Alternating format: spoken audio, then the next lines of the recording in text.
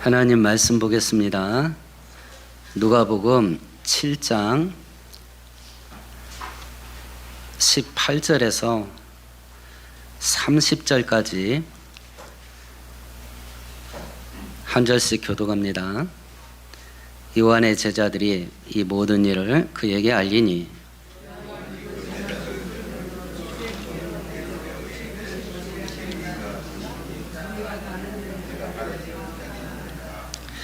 그들이 예수께 나아가 이르되 세례 요한이 우리를 보내어 당신께 여쭤보라고 하기를 오실 그이가 당신 이온이니까 우리가 다른 일을 기다리오이까 하더이다 하니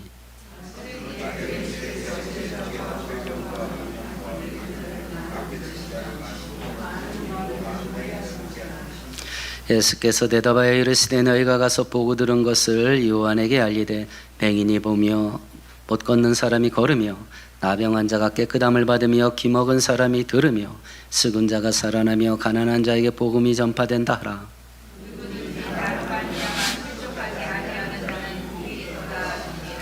요한이 보낸 자가 떠난 후에 예수께서 무리에게 요한에 대하여 말씀하시되 너희가 무엇을 보려고 광야에 나갔더냐 바람에 흔들리는 갈대냐.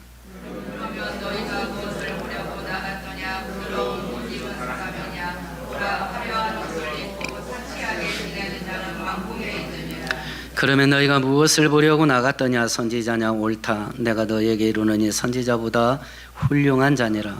기록된 바 보라 내가 내 사자를 내 앞에 보내노니 그가 내 앞에서 내 길을 준비하리라 하는 것이 이 사람에 대한 말씀이라. 내가 너희에게 말하노니 여자가 낳은 자 중에 요한보다 큰 자가 없도다. 그러나 하나님의 나라에서는 극히 작은 자라도 그보다 크니라 하시니 모든 백성과 세리들은 이미 요한의 세례를 받으니라. 이 말씀을 듣고 하나님을 의롭다 하되 함께합니다. 바리새인과 율법 교사들은 그의 세례를 받지 아니하고도 그들 자신을 위한 하나님의 뜻을 저버리니라. 아멘. 아멘.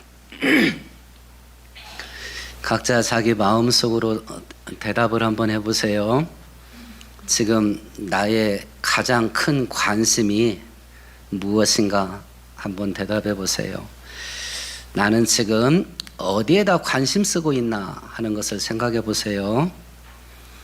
나는 지금 하나님께서 원하는 일이 무엇인가 하는 것에 관심이 있는가, 또는 하늘에 속한 영적인 것들과 천국에 관한 것들에 관심이 있는가 하는 것을 한번 생각해 보셔요. 오늘 읽은 본문이요, 정확하게는 35절까지 해서 이 질문에 대한 대답을 주는 본문이에요. 예수님께서, 하나님이신 예수님께서 이 땅에 오셔서 어떤 일을 하려고 하는가 하는 것을 말씀하고 있고요. 세상 사람들은 예수님이 자기한테 어떻게 해주기를 원하고 있는가, 예수님이 하려고 하는 일이 있고 세상 사람들이 예수님에게 바라는 일이 있어요. 그게 뭔가? 그리고 예수님이 하려고 하는 일에 대해서 사람들은 어떤 반응을 가지고 있는가 하는 것을 설명하는 게 오늘 본문인데요. 우리가 오늘 본문을 살펴볼 때에 하나님께서 하시려고 하는 일에 우리가 뜨거운 사모함과 그리고 관심을 가지면서 살 수 있는 은혜가 있기를 축원드리겠습니다. 오늘 사건은 감옥에 갇힌 세례 요한이 의심에 빠진 것 때문에 생긴 사건이에요. 18절, 19절 같이 읽습니다. 요한의 제자들이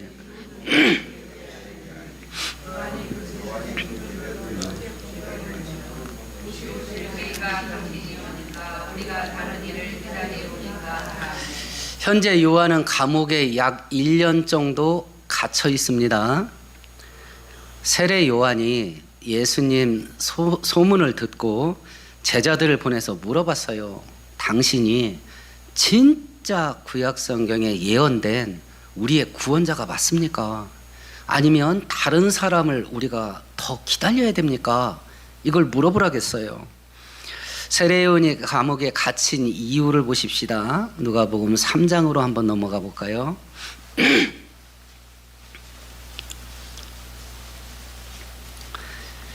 19절 20절 읽습니다. 분봉왕 헤롯은 그의 동생의 아내 헤로디아의 일과 또 자기가 행한 모든 악한 일로 말미암아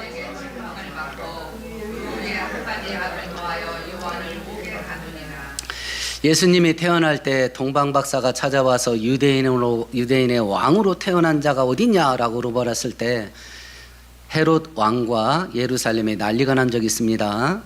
동방박사들이 하나님의 인도하심으로 다른 길로 돌아가고 헤롯 왕은 화딱지가 나서 2살 이하의 어린아이들을 전부 죽이는 학살하는 그런 죄를 저질렀는데요. 예수님 태어났을 때 2살 이하 어린아이를 죽인 왕을 똑같이 헤롯 왕인데 세계사에서는 헤롯 대왕이라고 표현을 해요. 그 헤롯 대왕은 10명의 부인이 있었습니다. 많은 자녀들을 낳았는데 성경에 기록된 아들은 딱 3명입니다. 첫 번째가 헤롯 안디바스라고 하는 사람인데 그것이 세례 요한을 감옥에 가둔 왕이에요. 헤롯 안디바스라는 사람이. 근데 성경은 이 사람도 헤롯 왕이다 이렇게 말했습니다. 두 번째 헤롯 대왕의 아들은 빌립이에요. 빌립. 오늘 본문의 헤로디아의 첫 번째 남편입니다. 두 번째가 아리스토블루스인데 이 아리스토블루스의 딸이 헤로디아예요. 그럼 족보를 한번 꿰맞춰 보십시다. 헤로디아는 자기 아버지의 형 빌립하고 결혼을 했습니다. 삼촌하고 결혼했어요. 그리고 딸을 낳았어요. 그리고 이혼을 하고 자기 삼촌이자 첫 번째 남편의 형 헤롯 안디바스하고 결혼을 했어요. 그러니까 세례 요한이 야 무슨 집안이 콩가루냐 하고 왕이 할 짓이 아니다 하고 책망을 했어요. 헤롯 안디바스가 세례 요한을 감옥에 가뒀지만 선지자라 죽이기를 두려워하고 1년 정도 감옥에 가두기만 했습니다. 그런데 어느 날 헤로디아의 딸이 헤롯 안디바스의 생일날 이렇게 많은 그 축하객들 앞에서 춤을 췄어요. 그래서 잔치 자리에 흥을 돋궈줬습니다. 헤롯 왕이 기분이 좋아가지고 네가 원하는 걸 말해봐라. 나라의 절반도 주마. 이랬어요. 근데 이 발칙한 것이 지 엄마한테 가서 뭐 달라 갈까요? 이랬네요. 헤로디아가 뭐 달라고 그래요? 세례 요한의 목을 잘라서 쟁반에 담아주세요. 이랬던 거예요. 오늘 본문에 보면 이제까지 태어난 그 어떤 사람도 세례 요한보다 뛰어나지 않다. 이렇게 예수께서 칭찬했던 위대한 선지자가 말도 안 되는 사건에 휘말려가지고 감옥에서 목이 잘린 거예요. 예수 잘 믿어도 이런 일 생길 수 있습니다. 늘 염두에 두셔요. 만사형통 없어요. 성경이 약속하는 것은 어떤 고난 속에 들어가도 승리하겠다는 걸 약속해요. 고난을 하나도 받지 않게 해준다 이런 거 없어요. 그런 소리 하는 누군가를 보게 되면 거리를 두세요. 참된 진리에서 벗어날 수 있어요. 무당종기에 빠지기 십상이야. 그러면 이 사건을 놓고 우리가 생각을 해보세요. 사회학자들이 우리나라 정치를 뭘로 분석하고 있냐면 사이비 종교로 규정했어요. 이 사회가 흘러가는 걸 잘 보세요. 사이비 종교는 종교 집단에서만 벌어지는 것 같지요. 이 사람 사회학자들은요 이미 기독교인이 아니에요. 그냥 사회의 현상을 분석하는 학자들이에요. 근데 우리나라 정치를 보고 우리나라 정치는 이미 사이비 종교가 됐다. 그러면 정치의 우두머리는 누구예요? 정치인이 아니에요. 그럼 뭐예요? 교주예요. 교주는 어떤 대접을 받아요? 신처럼 추앙합니다. 뭘 해도 돼. 지금 우리나라 백성들이 이렇게 됐다니까요. 지금 제가 정치 얘기를 하는 게 아니라 영적인 걸 얘기하는 거예요. 마귀가 영적인 영역을 사이비 종교로 만들어서 백성들을 사로잡아 버린다고요. 선악을 분별하지 못하게 해요. 여기에 미친 짓이 따라가는 게 한국 기독교인들이에요. 여기에 따라가는 게.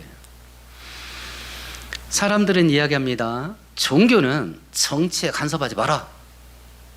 종교는 정치에 대해서 이러고 저러고 말하지 마라.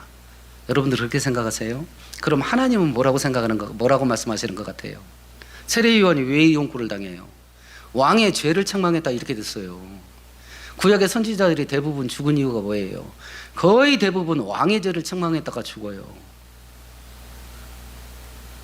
그러면 이렇게 죄악이 폭발하고요, 불법이 난무하는 이 시대에 교회와 성도가 해야 될 일이 뭘까요? 중세 천년 동안은 천주교가 뭘 했냐면 직접 정치를 했습니다. 각국의 왕들을 임명을 하고 제후들을 임명했어요. 교황이.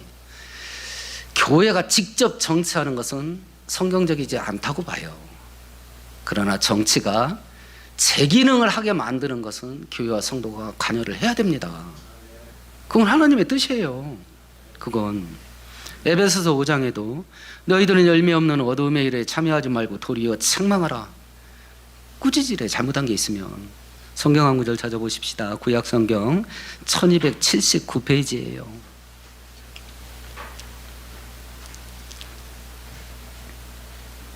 아모스서 5장입니다. 1279페이지입니다. 아모스서 5장 9절부터 12절까지 교독합니다. 그가 강한 자에게 갑자기 패망이 이르게 하신즉 그 패망이 산성에 미치느니라.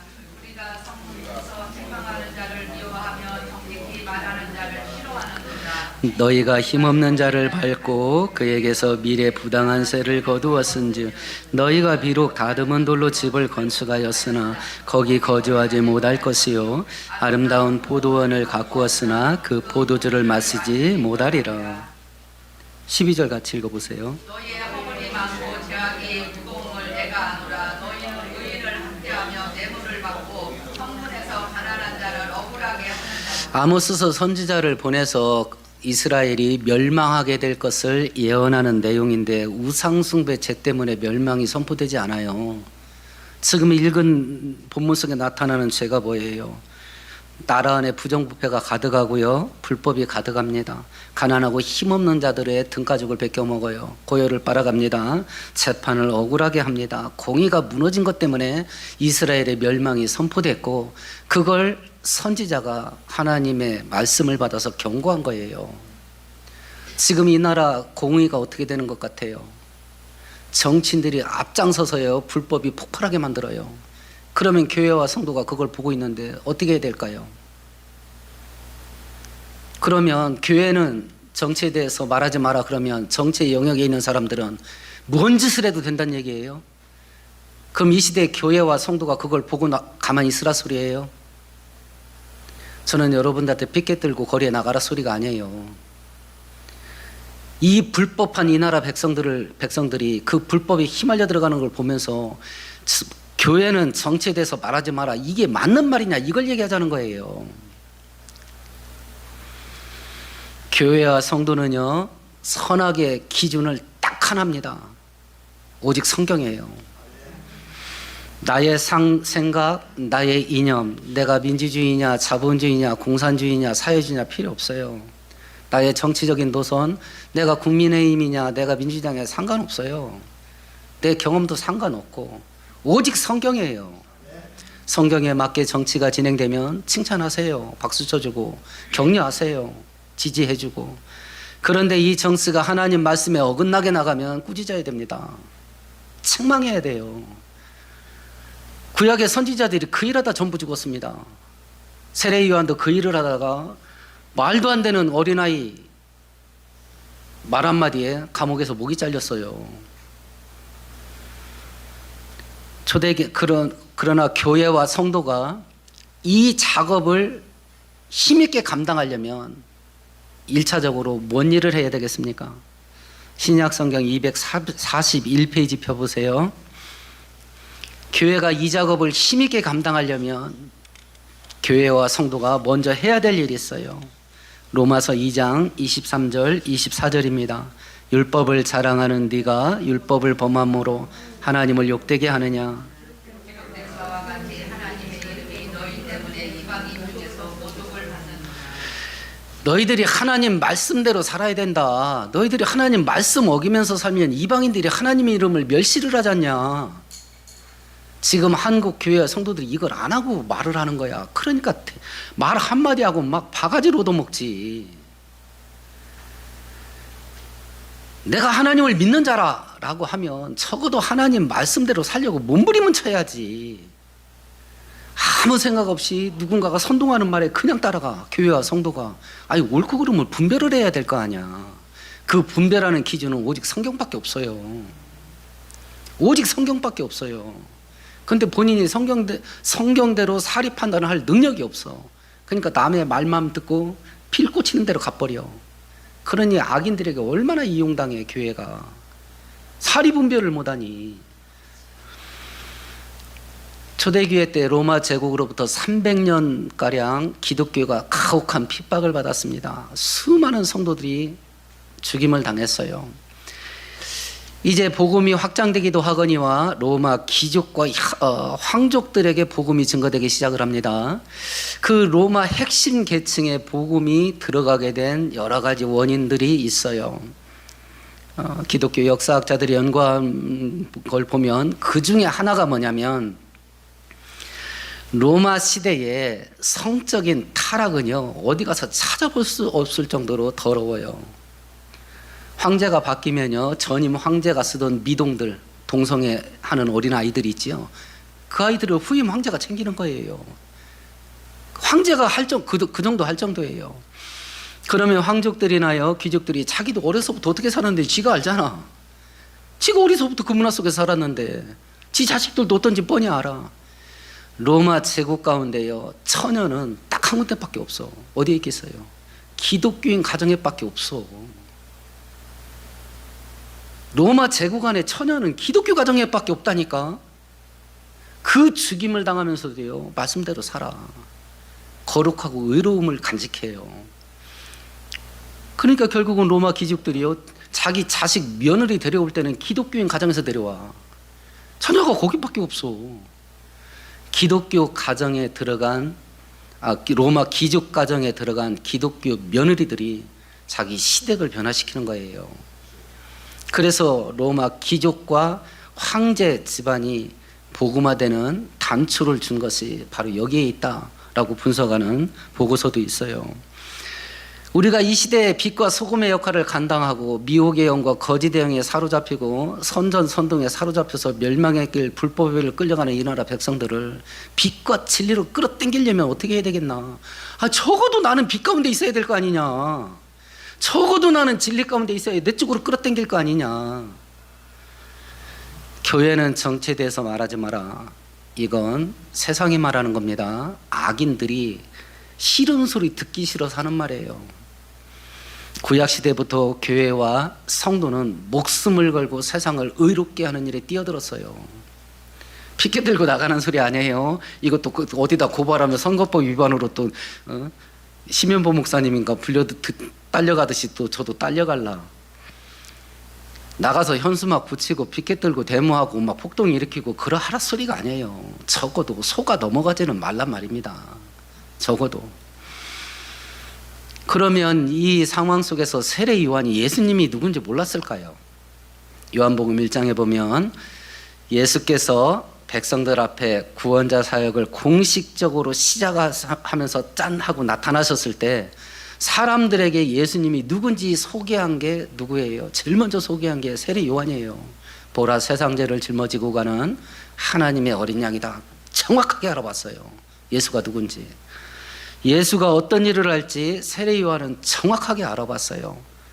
누가복음 3장으로 다시 넘어가 보십시다. 16절 17절입니다. 같이 읽습니다. 요한이 모든 사람에게 대답하여 이르되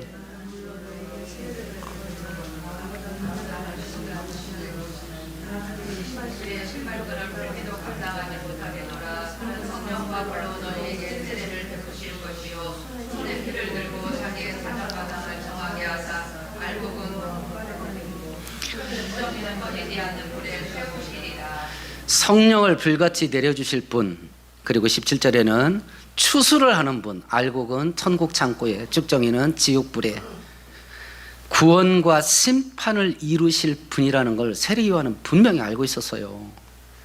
그런데 왜 이럴까요? 당신이 진짜 우리가 기다리던 메시아가 맞습니까? 이걸 왜 물어볼까? 당신이 진짜 구원자가 맞습니까? 아니면 우리가 다른 분을 또 기다려야 됩니까? 이걸 물어봤어요. 왜 그럴까? 이때 당시에 유대인들이 가지고 있던 고질적인 메시아에 대한 오해가 있었어요. 그게 뭐냐면 당시 유대인들은 로마 제국의 식민지로 있었는데 구약 성경에 보면 메시아에 대한 예언 속에 항상 같이 덧붙이는 내용이 뭐냐면 다윗 왕의 왕권을 회복하고 이스라엘이라는 나라를 회복하게 될 거다. 메시아가 오면. 이 구절을 오해했어요.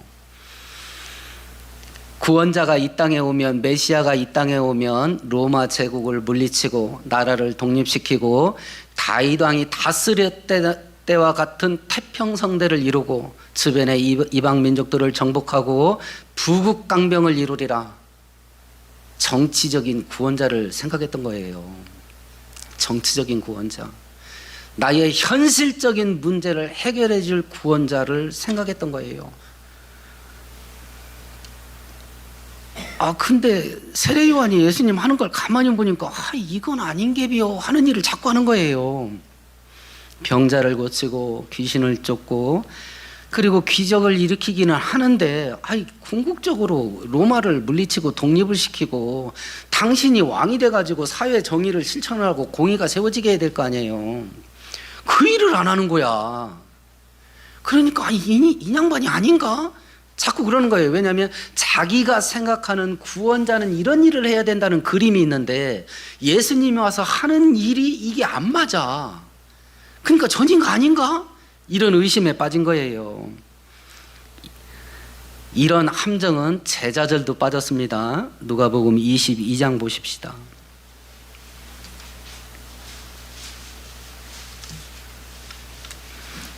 누가복음 22장 22절에서 24절까지 같이 읽습니다. 인자는 이미 작정된 대로 가거니와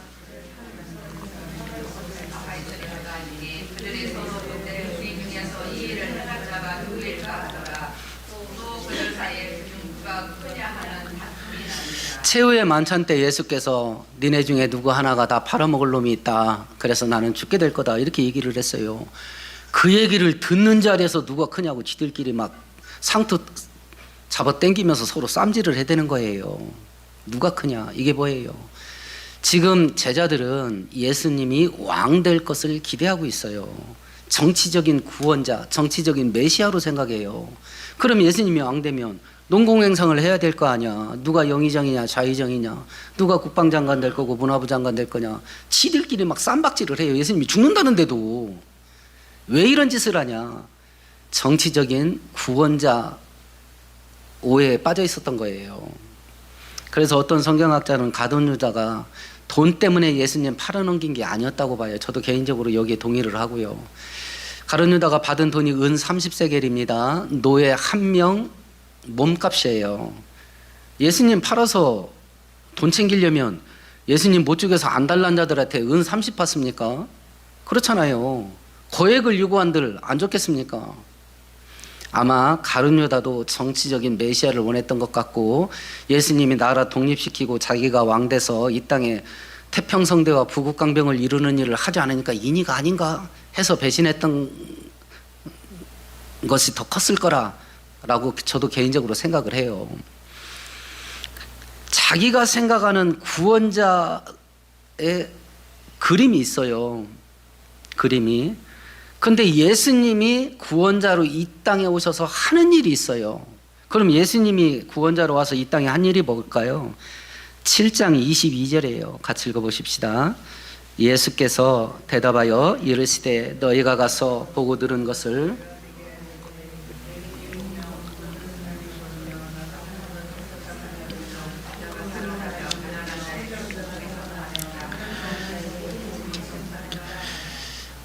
의심하는 세례 요한의 제자들에게 예수님이 한 말이에요. 22절은 이사야서 35장을 인용한 말인데요. 이사야 예언 속에 구원자가 이 땅에 오면 이런 일을 할 거다라고 하는 걸 그대로 인용을 했어요. 이사야 글이 이렇게 구원자가 오면 이런 일을 한다고 예언돼 있고 내가 실제로 와서 하고 있잖냐. 이렇게 이야기를 한 거예요. 성전에 대한 구약 성경의 성경적인 관점이 있어요. 성전은 하나님이 계시는 곳이에요. 완전한 곳입니다. 거기는 온전한 곳이에요. 성전에, 그러면 성전에 들어갈 수 없는 자가 있습니다. 누가 못 들어가겠어요? 죄인은 못 들어갑니다. 부정한 자는 못 들어갑니다. 레위기 21장에 이렇게 되어 있습니다. 아론에게 말하여 이르라. 누구든지 너희 자손 중 대대로 육체에 흠이 있는 자는 그 하나님의 음식을 드리러 가까이 오지 못할 것이니라. 육체에 흠이 있는 자, 지금으로 말하면 장애인이에요. 레위기 21장에는 성전에 들어갈 수 없는 육체의 장애를 가진 질병들이 쭉 나옵니다.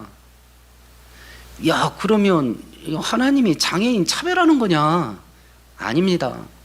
장애인을 뭐라고 말했냐면 육체에 흠이 있는 자, 다시 말해서 온전치 못한 걸로 본 거예요. 사람을 차별한 게 아니라 온전치가 못해. 하나님 성전에 못 들어가는 자, 죄인이 못 들어갑니다. 부정한 자가 못 들어갑니다. 온전치 못한 자가 못 들어갑니다. 그래서 성경에 보면 예수께서 병자를 고쳐주면 그 병자가 예루살렘에 있을 때는 반드시 하는 일이 있어요. 어떤 일을 해요? 성전에 들어가요. 그전에는 육체에 흠이 있어서 온전치 못해서 성전에 못 들어갔어요. 성전에 못 들어간다는 말은 하나님과 관계가 어떻게 됐다는 얘기예요? 단절됐다는 이야기예요. 은혜 안에 못 들어가는 자야. 그러면 예수께서 이 땅에 오셔서 안진뱅이 고쳐주고요, 소경의 눈을 떠줍니다. 그리고 문둥병자를 고쳐주고요, 기머거리가 듣게 합니다. 이런 일들은 지금 이식수술에도 웬만큼 될 수 있는 일이에요. 그럼 지금 의사가 대형 병원이 그러면 구원자냐? 아니지요. 단순히 병 고쳐주고 건강하게 오래오래 잘 먹고 잘 살아라, 이 이야기가 아니에요. 너는 육체가 온전치 못해서 하나님의 성전에 나갈 수가 없었지. 이제는 내가 고쳐줄 테니 하나님께 나가거라, 이 뜻이에요. 예수께서 이 땅에 오셔서 하려고 하는 일은 뭐냐면 하나님께 나갈 수 없는 자를 온전케 해서 하나님께 나갈 수 있는 자 만들어주려고 하는 것이 예수님이 하려고 한 일이야. 그러면 사람들이 구원자가 돼서 구원자는 이런 일을 해줘야 된다라고 기대했던 일과 예수님이 와서 이 땅에 했던 일이 맞아요, 안 맞아요? 안 맞아. 안 맞아.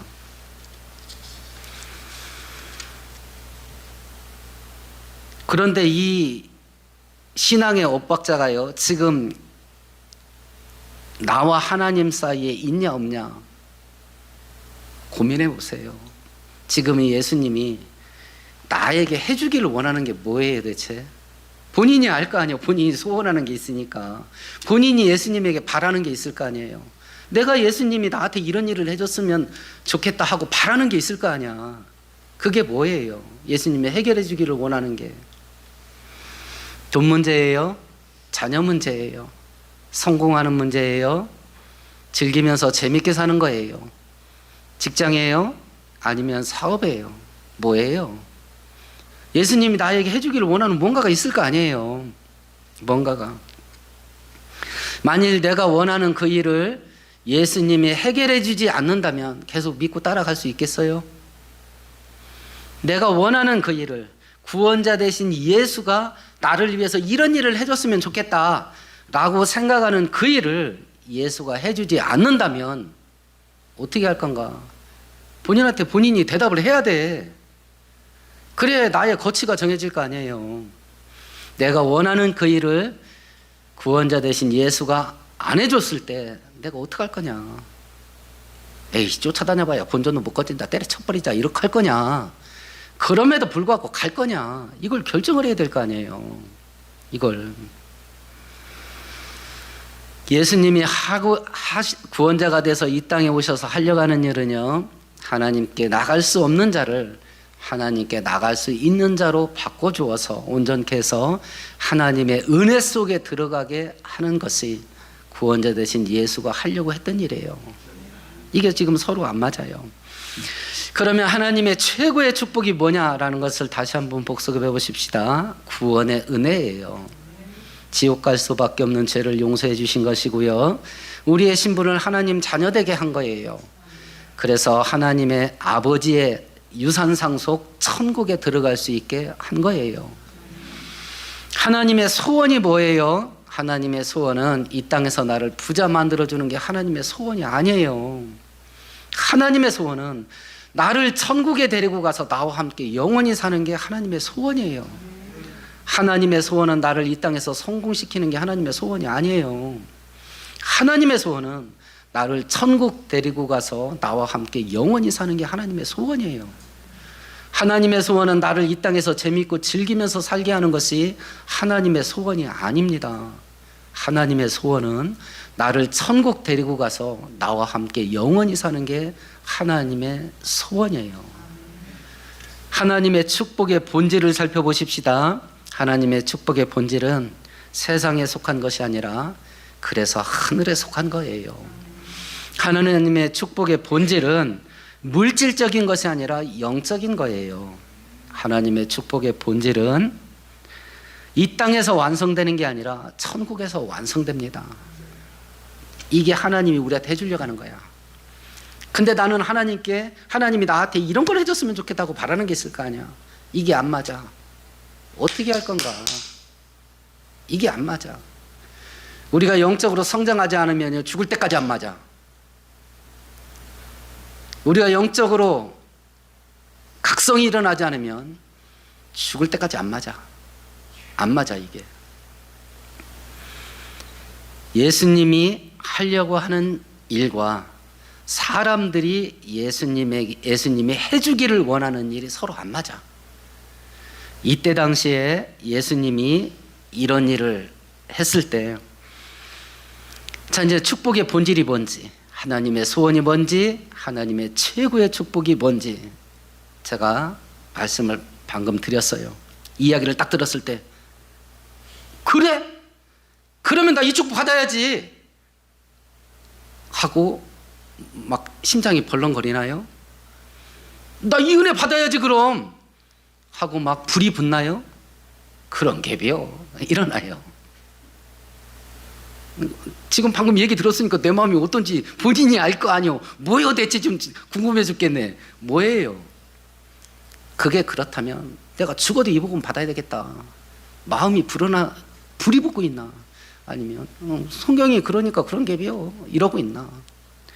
이때 당시 사람들은 어떤 반응을 보였을까요? 어떤 반응을? 오늘 본문 31절 32절입니다. 같이 읽어보십시다. 또 이르시되 이세 사람을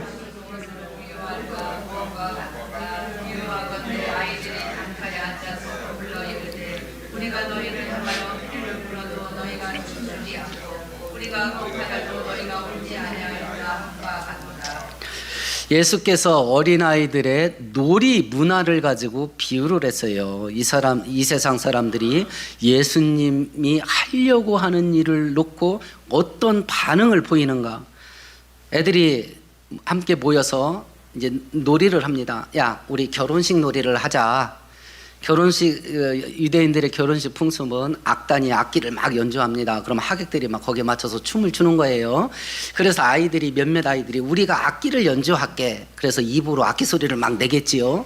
그러면 이게 놀이가 되려면 장단이 맞춰줘야 되잖아. 그러면 악단 역할을 하는 애들이 입으로 악기 소리를 연주를 하면 나머지 애들은 뭘 해야 돼요? 춤을 춰야 될 거 아니야. 근데 반응이 없어. 그럼 놀이가 돼요, 안 돼요? 안 되는 거지. 판이 깨져버리는 거야. 두 번째는 장례식 놀이를 했어요. 장례식 놀이. 몇몇 아이들이 선창을 하는 거야. 아이고 아이고 하고 곡을 선창을 해요. 그럼 나머지 애들은 뭘 해야 돼요? 같이 따라서 아이고 아이고 하고 우는 소리를 해야 될 거 아니야. 몇몇 아이들이 선창을 하는데 나머지 아이들이 반응이 없어. 그러니까 장례식 놀이가 판이 깨져버린 거예요. 이걸 얘기한 거예요. 자, 그러면 이 결혼식 놀이를 축복 놀이라고 하십시다. 진정한 축복이 뭔지를 이야기를 했어. 그럼 장단을 맞춰야 될 거 아니야. 그게 진정한 축복이에요? 그럼 그거 받아야지요. 해야 이게 뽕짝이 맞는 건데 반응이 없어. 반응이 없어. 축복 놀이를 지금 예수님이 와서 하는 거예요. 야, 진짜 축복 이거야. 하나님이신 내가 죽어가면서까지 너희한테 주려고 했던 게 진짜 이거야. 그게 구원의 은혜잖아요. 근데 반응이 없어. 이번에는 죽음 놀이입니다. 장례식 놀이에요. 하나님 말씀에 불순종하면 지옥과 영원한 불 속에 들어간다. 심판과 징벌을 이야기를 하는데 반응이 없어. 죽음 놀이를 해도 반응이 없고 진정한 축복 놀이를 해도 반응이 없다. 이걸 세례 요한이 와서 광야에서 금식을 하면서 금욕 생활을 하면서 이걸 선포를 한 거예요. 진짜 축복이 뭔지. 그리고 죽음에 대한 경고를, 멸망에 대한 경고를 선포를 했는데 반응을 안 보이고 뭐라고 말했냐면 저거 미쳤어, 이런 거예요. 그런데 이번에는 예수님이 와서, 예수님은 죄인을 구원하러 오셨으니까 죄인이 있는 곳이면 어디든지 갑니다. 그리고 특별히 죄인들이 많이 모여 있는 거, 하나하나 일일이 찾아가는 것보다 왕창 모여 있는데 정치인들이 인사하러 갈 때 하나하나 찾아다닙니까? 아니면 사람 모여 있는 데 갑니까? 우리 교회 몇 명이나 돼? 우리 교회 저한테 전화 온다니까 인사 가도 되겠냐고. 이게 몇 명이나 모여 있어. 그래도 하나보다는 많잖아. 그러니까 이런 데라도 올려간다니까. 거짓말 같아. 저거 오지 말라고 그래요.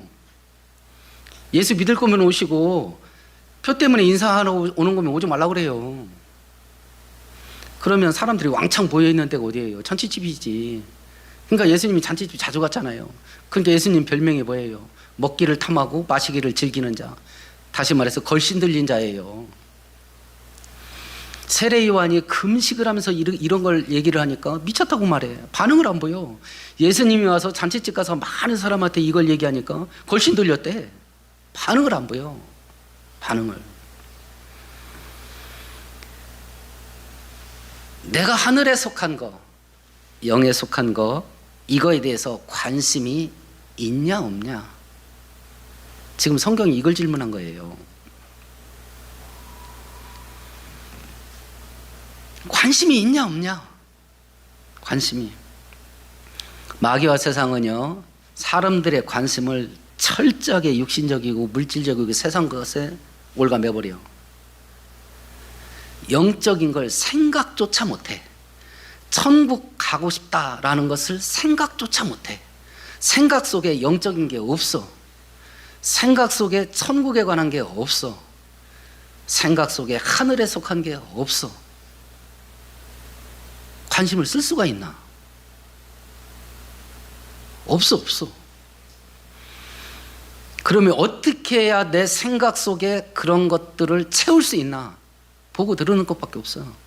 생각 속에 무엇인가 생각이 들어가는 통로가 보고 듣는 거예요. 내가 보고 듣는 것이 내 생각의 창고 속에 채워지는 거야. 날마다 뭐 봐요? 날마다 뭐 들어요? 일주일에 한 번 성경 얘기 들으면요, 이건요 소양강 땡 같은 저수지에 똥물이 가득 찼다고 생각해봐요. 거기에 정수기물 한 방울 떨어진 거야. 그게 무슨 역할을 하겠어? 그게 양 자체가 대용량으로 때려박아야 돼. 그래야 생각 창고가 바뀌어요. 용량이 대용량이어야 돼. 그러면 이걸 할 수 있는 거 날마다 인터넷 하시잖아요. 날마다 스마트폰 하잖아요. 그걸 통해서 성경에 관련된 걸 그걸 때려 박는 거야. 양을 대용량으로 모아야 돼. 대용량으로. 강의 듣고 말씀 듣고 예배 듣고 그리고 은혜 받은 자 간증 듣고 그 간증도 좀 가려서 들어요. 망했던 내가 예수 잘 믿고 이렇게 해서 부자 됐습니다. 이런 간증도 애지간히 들어 좀. 진짜 들어야 될 간증은 내가 개같이 살았습니다. 근데 예수 믿고 내가 이렇게 은혜 생활합니다. 사람의 성품이 바뀐 간증이 있죠. 그걸 들어야 돼. 그래야 사람이 바뀐다고. 그래야. 그러면 니는 돈에 관심 없냐? 무슨 소리? 돈 없이 내가 어떻게 살아? 목사인 저도 돈이 좋습니다. 그래서 돈 달라고 기도합니다. 우리 아이들 무시당하지 않고 살기를 원해요. 그래서 성공하고 출세하게 만들어 달라고 어려서부터 기도했습니다. 죄 짓지 않는 한도 내에서 저도 재밌게 살고 싶어요. 우리 화요일날 놀러 가자고요. 단풍 보러. 죄 짓지 않는 한도 내에서 저도 즐기면서 살고 싶어요. 하나님이 나의 아버지시니 아들인 내가 아버지 나 이런 것 좀 주세요. 저 기도합니다.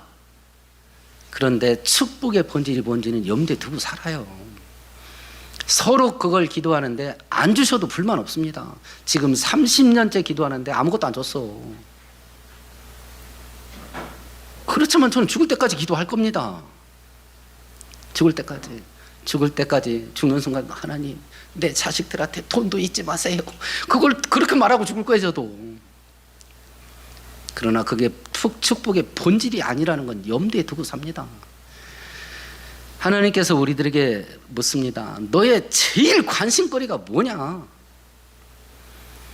네 인생의 중심을 무엇으로 삼고 살아야 될 거냐? 그걸 지금 질문하는 것이고, 하나님께서 제일 중요하게 여기는 것에 대해서 세상 사람들은 무관심이야. 반응이 없어. 그럼 나는 지금 어떻게 하고 있냐? 나는 하나님의 최고의 축복은 구원의 은혜예요. 축복의 본질은 그런 의미에서 영적인 겁니다. 그러나 사람들은 자기가 원하는 것을 구원자가 해주기를 원해요. 구원자가 자기가 원하는 걸 해주지 않으면 떠납니다. 그럼 나도 지금 이 시점에서 결단을 해야 돼. 내가 어떻게 살 건지, 어떻게 살 건지. 하나님이 진짜 계시다면 천국과 지옥은 진짜 있는 겁니다. 하나님이 진짜 계시다고 한다면 예수님 다시 오시는 재림 반드시 실제적으로 발생할 겁니다. 이런 믿음을 가지고요, 여전히 돈을 벌고 여전히 쉬기도 하고 여전히 재미있고 즐거운 일을 찾기도 하겠거니와, 하늘에 속한 것과 천국에 속한 것이 내 인생의 중심이 되게 만들면서 사는 복된 성도 되기를 축원드리겠습니다. 오늘 말씀 생각하시면서 우리 함께 통성으로 기도하십시다.